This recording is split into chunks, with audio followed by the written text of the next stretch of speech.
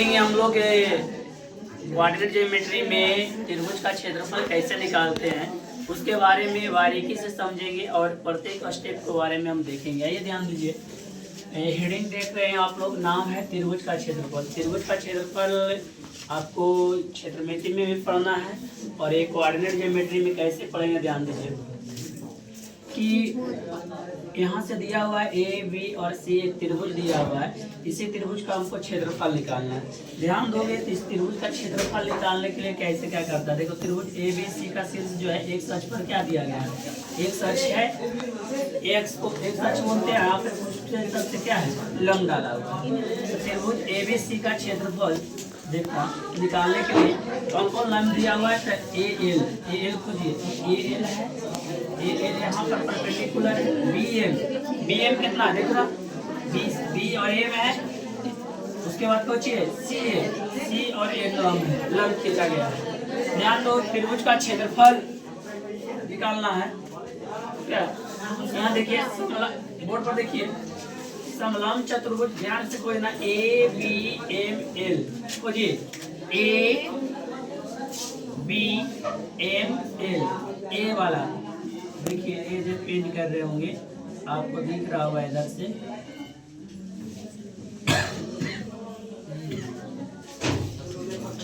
एक समलंब चतुर्भुज दिखा का क्षेत्रफल प्लस समलंब चतुर्भुज ए एल एन सी खोजिए, A L N C. A side में चलिए, देखिए ए वाला चतुर्भुज,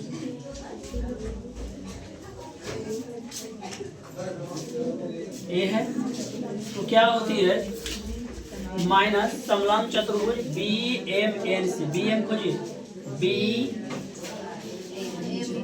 एम एन सी, ए चतुर्भुज।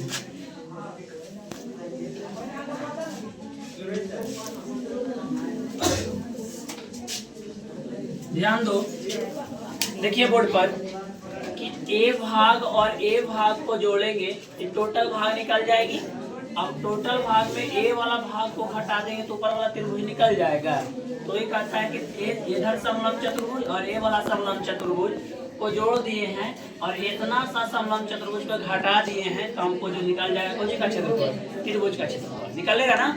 एक बार फिर से देखो, देख टोटल जो है यहाँ तक की नंबर 1 मान लो और ये वाला इस साइड के नंबर 2 मान लो और ये जो इतना दूर है उसको क्या मान लेते हैं, नंबर 3 मान लेते हैं। तो ए 1 और 2 को जोड़ेंगे और कितना को घटाएंगे, 3 को घटाएंगे तो ये वाला त्रिभुज का क्षेत्रफल निकल जाएगा। ए भाग प्लस ए भाग मिलके टोटल बना और टोटल में अगर इतना को हम घटा देते वाला बन जाएगा। तो ये कहता है, तो ये लिखा हुआ है कि समलंब चतुर्भुज ए बी एम एल का क्षेत्रफल प्लस समलंब चतुर्भुज ए एल एन सी का क्षेत्रफल माइनस समलंब चतुर्भुज बी एम एन सी का क्षेत्रफल। हम लोग जानते हैं कि समलंब चतुर्भुज का जब फार्मूला होता है क्षेत्रफल का 1/2 समानांतर भुजाओं का योगफल गुने उनके बीच के दूरी। 1/2 देखेंगे, ध्यान से यहाँ पर देखेंगे, यहाँ पर लिखा होगा कि समानांतर चतुर्भुज का समानांतर भुजाओं का योग, समानांतर भुजाओं की कौन चीज योग और गुने उनके बीच की दूरी। सॉरी, ध्यान दीजिए, यह समलंब चतुर्भुज ए बी एम एल में चलेंगे, ए साइड वाला समलंब चतुर्भुज चलेंगे। समानांतर भुजाएं ये वाला है, ये दोनों समानांतर भुजाएं और उनके बीच का दूरी ये है। तो देखिए समानांतर भुजाओं के कुछ बोला एम बी है और प्लस ए कोची है, ए एल है और उनके बीच का दूरी कोची है, एम प्लस। फिर देखिए ए समानांतर को चतुर्भुज चले, ए साइड में चलेंगे। देखिए फिर इस पे ए वाला भुजा और ए वाला भुजा है तो 1/2 और ए वाला कोची एल है, एल अब प्लस ए वाला कोची हो गया एन सी है, ये क्या हो जाएगा एन सी और उनके बीच का दूरी कोची है एल माइनस समलंब चतुर्भुज कौन वाला बी एम एन सी। देखो ये वाला बी एम एन सी, ए वाला एक समानांतर भुजा ए वाला हो जाएगी। समानांतर भुजाओं लिख लेंगे और उनका बीच का दूरी कौन वाला होगा एम एन हो जाएगा। तो ये लिखा हुआ है कि एम बी प्लस कोची एम बी प्लस कोची सी एन और उनके बीच की दूरी कोची है एम, है ना। अब ध्यान देना इस बोर्ड पे, देखो सब कुछ ध्यान से। इधर चलेंगे, देखिए कि यहाँ से यहाँ तक की दूरी क्या हो गया, बाई 2। यहाँ से यहाँ तक की दूरी क्या ले लें, बाई 1। और यहाँ से यहाँ तक की दूरी कितना है, बाई 3 है ना। अब ए साइड से चलो, यहाँ से यहाँ तक की दूरी कितना है बताना, x2। अच्छा, और यहाँ से यहाँ तक की दूरी कितना है, x1। और टोटल यहाँ से यहाँ तक कितना है जी, x3 है, ठीक है ना, x3। तो अब यहाँ से a वाला निकालो तो e वाला निकालोगे, ml। तो ml कितना हो जाएगा, यहाँ तक x1 और यहाँ तक कौन सी, x2। ये क्या हो जाएगा, x1 माइनस x2 हो जाएगा। और यहाँ देखो, यहाँ से यहाँ तक कौन सी है, x3 है ना, x3 है। और हमको निकालना कौन सी है, निकालना है mn निकालना। mn कैसे निकलेगा, ये टोटल में से x3 में से, और यहाँ तक कुछ है, x1 को घटा देंगे तो निकल जाएगा जी, ये निकल गया। और हमको फिर निकाला है यहाँ तक की दूरी, देखो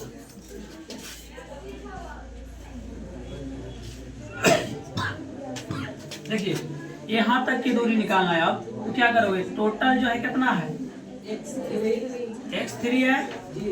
और यहाँ तक की कितना है, x है ना, ये क्या हो जाएगा, x3 माइनस x हो गया। और a वाला बताना, a वाला निकालने के लिए क्या करना होगा हमको, टोटल में से कितना, x2 ना, यहाँ तक कितना दूरी है, x2 है ना, x2। तो x2 है, तो यहाँ से यहाँ तक अगर निकालोगे, देखिए यहाँ से यहाँ तक निकालेंगे, यहाँ तक x3 है और यहाँ तक कितना है, x2 है ना। ये वाला दूरी क्या हो जाएगा, ये यहाँ तक x3 माइनस x2 हो जाएगा। वही किया हुआ, देखो ए वाला कितना है, ध्यान देना, एम भी कितना हो गया है, एम अभी कितना है, बाई 1 सॉरी बाई 2 है ना, बाई 2 हो गया, कौन हो गया, और प्लस कौन हो जाएगा, बाई 1। तो बाई 2 प्लस कौन, और इनका बीच का दूरी कितना, x1 माइनस x2। उसी प्रकार से यहाँ से यहाँ तक के ध्यान देना, ये वाला फिर देखो, ये बाई 1 है, कोची है, और ये वाला कोची होगा, तो बाई 1 प्लस कोची, बाई 3। और इनके बीच का दूरी कोची है, x1 ना, x3 माइनस क्या हो गया, माइनस। फिर देखिए ये वाला देखो, ये वाला क्या है, बाई 2, ये क्या है, बाई 2 प्लस कोची, बाई 3। और यहाँ से यहाँ तक की दूरी क्या निकाले, देखो तो x3 माइनस x2। वही किया, अब 1/2 दोनों में क्या कर लेते हैं, सब में कॉमन ले लेते हैं। और यहाँ देखो ध्यान से, क्या करें हम, बाई 2 के लिख दिए, ठीक है ना। तो बाई, अगर इसको आप क्या करोगे, पूरा को सोल्व करोगे ना, इसको सोल्व कीजिएगा, इस तरह की चीज़ आपको मिल जाएगा, ठीक है ना। आपको इसको भी देखो, ध्यान दो, बाई 2 के लिख दिए यहाँ, और जहाँ जहाँ बाई 2 है, बाई 2 को लिख दोगे। तो बाई 2 करने पर सोल्व करोगे ना, या एक बार क्या कीजिए आप, इस सम में ना होता तो गुना कर लीजिए, ठीक है ना। प्रत्येक टर्म में क्या कर लेंगे, गुना कर लेंगे। गुना करने के बाद आप कॉमन लीजिएगा, गुना करने के उपरांत, तो कॉमन लेने के बाद ये टर्म आ जाएगा, ठीक है। गुना कर लेंगे, गुना करने के बाद जब कॉमन लेंगे ना, कॉमन लेने के बाद ए टर्म आ जाएगा। अब ध्यान दो, इस टर्म के 1/2 को क्या कर देंगे, हमने बाहर कर देंगे। और फिर जो कि ये वाला बाई 2 के यहाँ को लिख देंगे, बाई 2 का गुणनफल करोगे, फिर इसको बाई 1 का गुणनफल करोगे, और फिर बाई 3 का गुणनफल करोगे, तो एक टर्म आ जाएगा, ठीक है। और गुना कर लेने के बाद और उसको जोड़ घटाव कीजिएगा, ये टर्म आ जाएगी। और यही टर्म जो मेरा देगा, कौन देगा, त्रिभुज का क्षेत्रफल देगा। अब इसको सोल्व कर सकते हैं, एक बार गुना करके देखिए। गुना करेंगे तो और थोड़ा सा लंबा हो जाएगी, बहुत बड़ा चल जाएगा, इसलिए हम शॉर्ट में किए हैं। आप एक तरह इसको गुना कर सकते हैं, ठीक है ना। गुना कीजिए और क्या कीजिएगा, कॉमन लीजिएगा। कॉमन लेने के बाद ये टर्म आ जाएगी। और हम देखे थे कि त्रिभुज का जो क्षेत्रफल होता है 1/2, पहले कौन चीज, फिर क्या आया, बाई 2 माइनस, फिर यहाँ 2 आया था, कौन चीज, फिर यहाँ 3 आया था, कौन चीज। देखो 3 चीज ही पढ़ना, ध्यान दो। एकदम याद करने का ज्यादा आपको ताम जान 1 2 3। अगर देखो x को 1 ले तो क्या ले तो में बचल कौन है 2 3, तो 2 माइनस 3, ठीक है, यानी बाई 2 माइनस बाई। अब देखो x के क्या लेते हो 2 लेते हो, तो बचल कौन है 3 और 1, तो बाई 3 माइनस। और x को 3 लेते हो तो बचल कौन है 1 और 2 बाई 1 माइनस। समझ में आया? फिर से एक बार सिंपल सा 1 2 3 आपको लिख लेना है।